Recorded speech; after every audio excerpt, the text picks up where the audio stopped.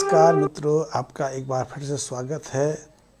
मैं बात करता हूँ लाल किताब की। तो लाल किताब के जो छोटे छोटे सूत्र हैं, जो छोटी छोटी बातें हैं, वो महत्वपूर्ण साबित हो जाती हैं।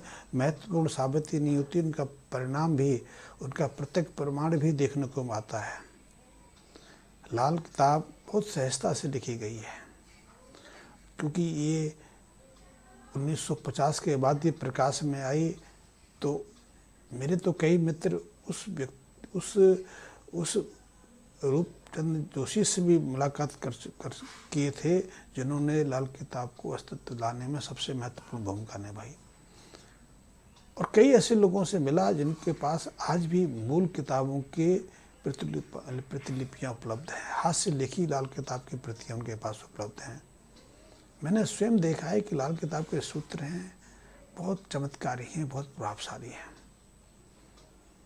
जैसे कि लाल किताब कहती है कि यदि किसी व्यक्ति की जन्म कुंडली के 7वें स्थान पर शनि आ जाए, 7वें स्थान में शनि उच्च के हो जाते हैं, कि 7वां स्थान तुला की शुक्र की तुला राशि का माना गया। तुला राशि में शनि जो है उच्च बनते हैं। तो ऐसे में जो जातक है, ऐसे में जो व्यक्ति है, उस पर शनि बहुत अनुकंपा दिखाते हैं। और ऐसे में शनि के शुभ प्रभाव उस व्यक्ति को मिलते हैं। लेकिन यदि ऐसे व्यक्ति के शरीर पर बाल कम हो तो शनि के प्रभाव और बढ़ जाते हैं। ऐसा व्यक्ति स्वभाव से तो हट ही रहता है, जो चाहक अपने मन में स्थापित कर ले, जो पाना चाहे उसे निश्चित रूप से पाके रहता है, और वो अपने व्यापार को शीर्ष शिखर तक ले जाता है। उसके जीवन में लाखों करोड़ों की आय चलाई चलती है। वो अपने शहर का प्रसिद्ध उद्योगपति, प्रसिद्ध व्यापारी भी साबित हो सकता है। व्यापार को इतना फैला सकता है कि उसके उदाहरण दिए जाएं।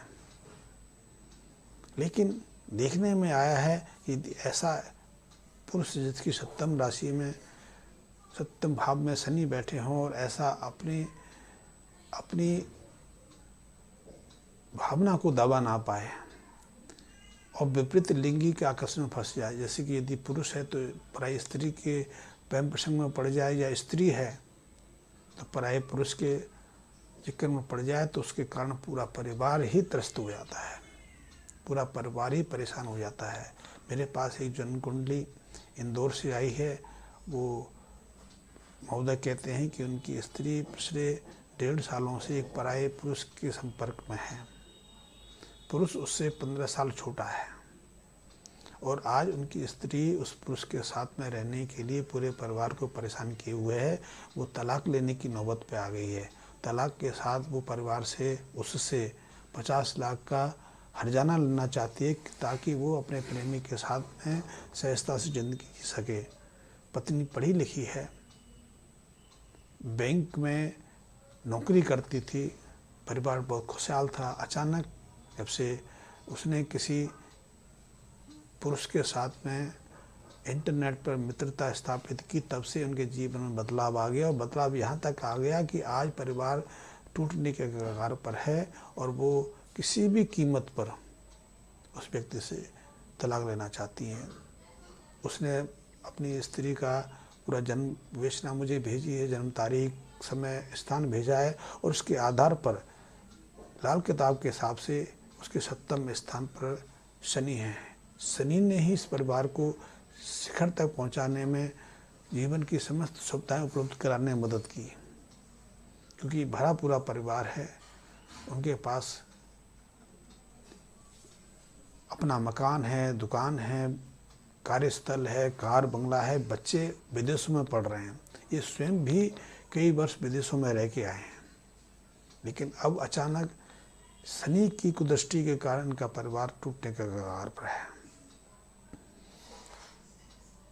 देखने में आया है कि शनि 7 का यदि व्यक्ति बिना किसी सोच विचार के, चाहे लुका छिपी या खुलेआम किसी दूसरे व्यक्ति के साथ में संपर्क स्थापित कर ले, प्रेम संबंध बनाए, तो पूरा परिवार एक तरह से परेशानी में हो जाता है।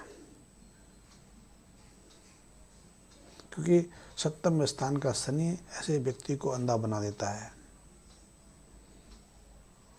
सप्तम स्थान का शनि यात्राएं भी खूब कराता है, और यात्राएं इन परिवार ने भी खूब की, कई देशों में यात्राएं की, कई देशों में रहे, देश के भी कई राज्यों में उनका भ्रमण हुआ, और इसीलिए देश के कई शहरों में तो उनके मकान हैं। लेकिन अब उनको शनि की यही सातवीं जो स्थिति है परेशान कर रही है।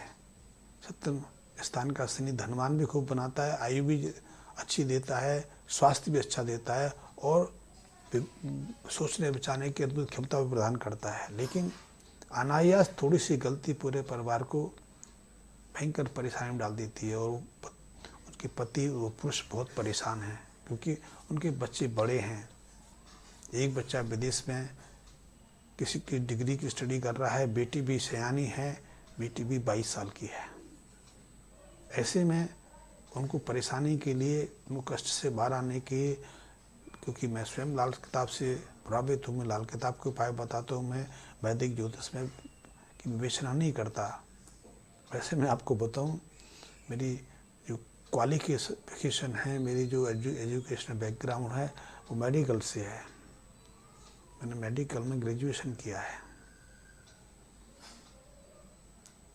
मैंने 60 से ज़्यादा बुक्स भी लिखी हैं, हज़ारों के से ज़्यादा मैंने विभिन्न सब्जेक्ट्स पर आर्टिकल्स भी लिखे हैं। एक समय ऐसा था कि देश की बहुत सारी पत्रिकाएं में मेरे लेख नियमित रूप से आते थे। 60 से ज़्यादा किताबें मैंने लिखी हैं, इसमें हेल्थ पर भी हैं, कुछ किताबें मेरी टेक्स्ट बुक के रूप में भी चलती हैं, एक आध किताब सर्जरी पर भी है, योग पर भी है, यात्रा पर भी है, ध्यान पर भी है, और ज्योतिष पर भी है।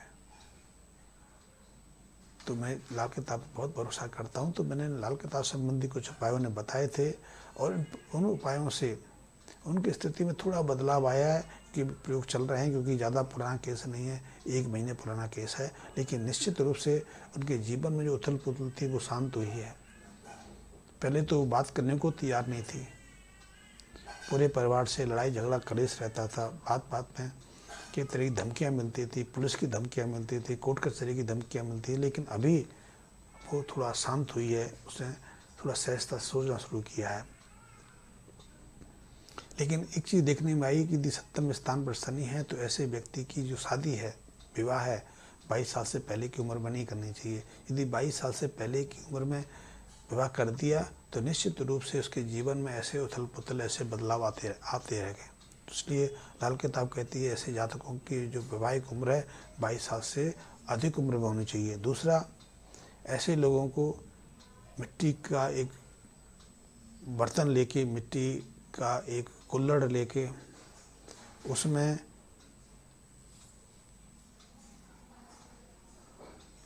देसी खांड भर के और उसके ऊपर मिट्टी का ढक्कन लगा के उसे अच्छे से बांध दें, और जो गुथा हुआ आटा होता है उससे उसके किनारों को सील कर दें।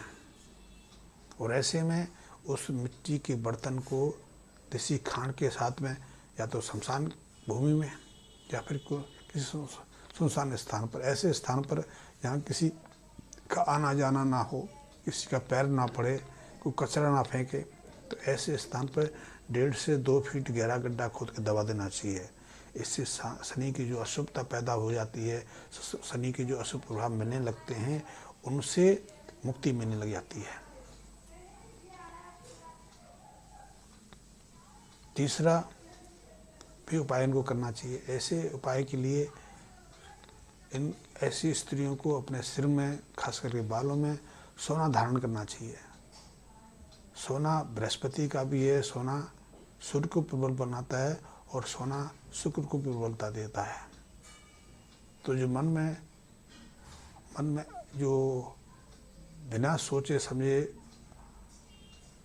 एक भावना पैदा होती है, किसी की बात सुनना नहीं, भावावेश में आके कुछ ही बोल देना, तो ऐसे में सोना धारण करने से व्यक्ति की बुद्धि में परिवर्तन आता है, वो दूसरों की बातों में रुचि लेने लगता है, दूसरों की सीखों पर अमल करने लगता है।